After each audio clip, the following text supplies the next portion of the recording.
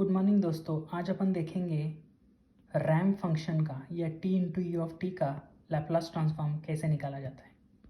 तो चलो देखते हैं। तो इसके लिए सबसे पहले हमको बेसिक से स्टार्ट करना पड़ेगा, जो कि है लैप्लास ट्रांसफॉर्म की डेफिनेशन।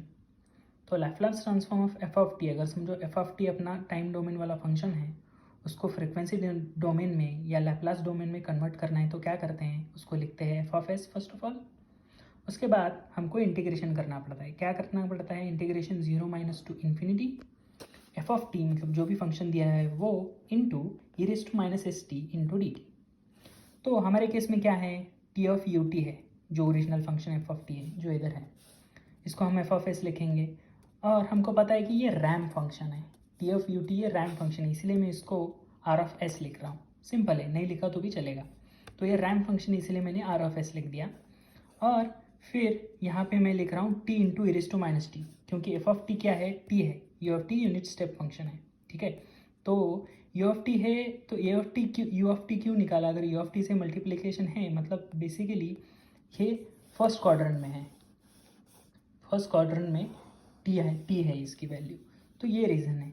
तो आप अगर ये सॉल्व करते जाओगे तो यहाँ पे अपन को क्या करना पड़ेगा, t into e raise to minus t s t d t का हमको इंटीग्रेशन करना है। तो बेसिकली यहाँ पे प्रोडक्ट ऑफ टू फंक्शंस है या टू टर्म्स है, तो उसको कैसे करते हैं, तो अपन को इसके लिए लाइट रूल यूज़ करना पड़ता है इंटीग्रेशन का। तो ये क्या है, एल मतलब लॉगरिथमिक फंक्शन, आई मतलब इन्वर्स फंक्शन, ए मतलब अलजेब्रिक फंक्शन, टी मतलब ट्रिग्नोमेट्रिक फंक्शन और ई मतलब एक्सपोनेंशियल फंक्शन। सो बेसिकली जो भी इन दोनों का प्रोडक्ट है, तो समझो एक्सपोनेंशियल अगर आपके प्रोडक्ट में है तो उसका इधर जो वी एक फॉर्मूला है, integration u v d x, इसका अगर इंटीग्रेशन निकालना है तो ये फॉर्मूला है।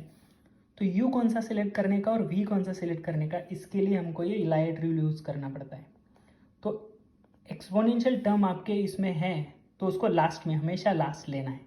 तो इसीलिए मैंने e raise to minus s t को वी रख दिया और यू का टी रख दिया। टी मतलब क्या है, अपना अलजेब्रिक फंक्शन है, वो लेफ्ट हैंड साइड से स्टार्ट करो। तो अगर समझो इधर लॉगरिथमिक रहता तो लॉगरिथमिक फंक्शन हम पहले लेते, तो यही करना है। तो इसके हिसाब से जो भी सबसे पहले आता है वो फंक्शन हमको u लेना है, और जो दूसरा आता है उसको हमको v लेना है। तो हमको t मतलब अलजेब्रिक, वो एक्सपोनेंशियल से पहले है, इसीलिए u हमने t को लिया है और v को हमने किया है e raise to minus T.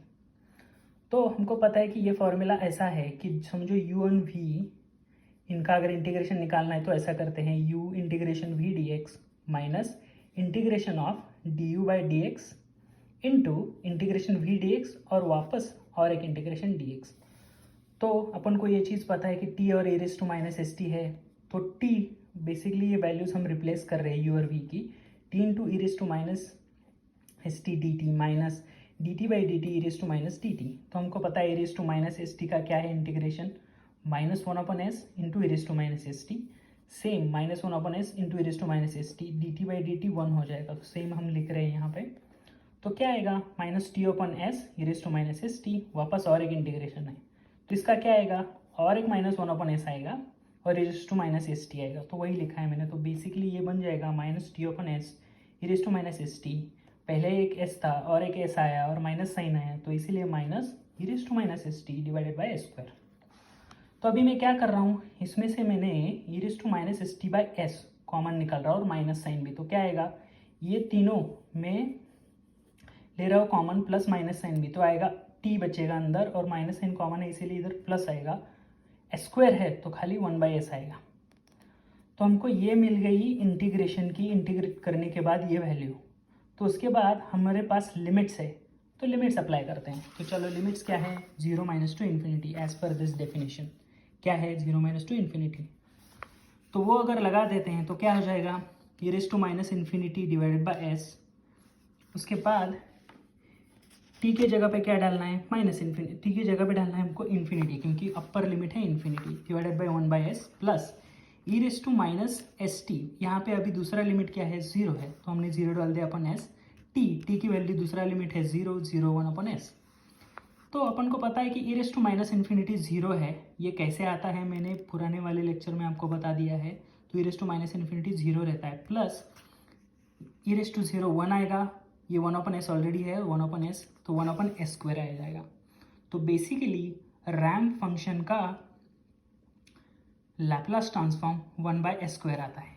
और अगर आपको और एक बार मैं बताना चाहूँ कि ई रेस टू -∞ 0 कैसे आया, तो आपको एक चीज़ पता है कि एप्सिलॉन की वैल्यू 2.78 रहती है, तो फॉर टाइम बीइंग उसको समझ लो कि उसकी वैल्यू 3 है। तो 3⁻∞ निकालना है अपन को। तो आपको पता है कि 3⁻1 क्या रहता है 1/3, उसकी वैल्यू रहती है 0.33। 3⁻3 इसकी वैल्यू उसका आती है 0.11 0.03। तो बेसिकली वैल्यू डिक्रीज हो रही है, आप ऐसे जाओगे तो 3⁻3 -4 -5, तो -∞ तक जाओगे तो ये वैल्यू कम होते होते जाएगी 0। तो इसीलिए हम e⁻∞ की वैल्यू लिख रहे हैं 0, क्योंकि वो वैल्यू आती है 0। तो यही है दोस्तों रैम्प फंक्शन का लैप्लास ट्रांसफॉर्म 1/s।